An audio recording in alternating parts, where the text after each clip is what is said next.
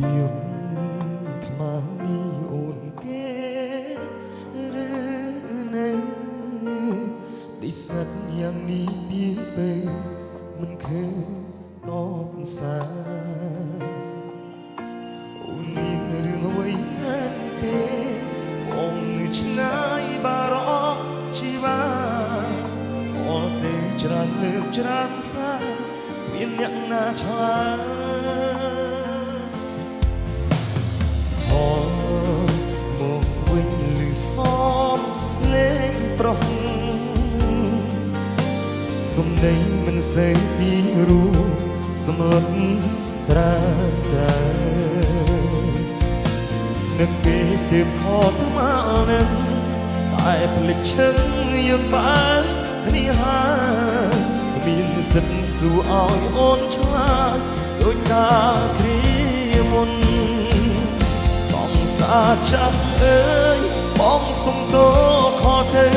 រំខា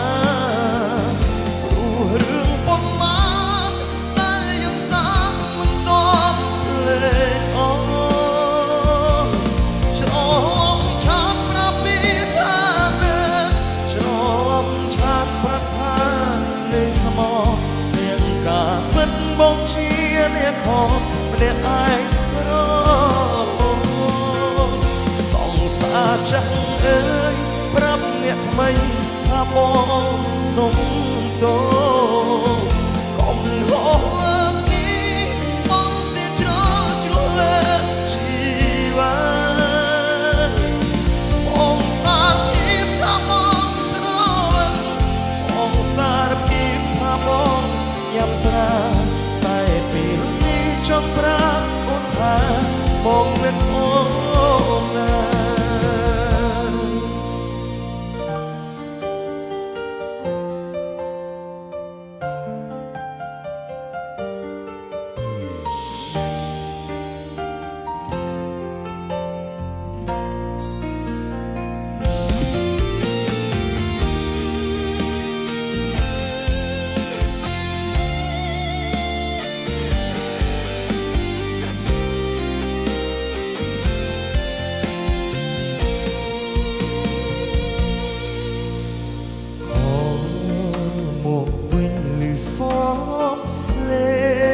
ប្រហ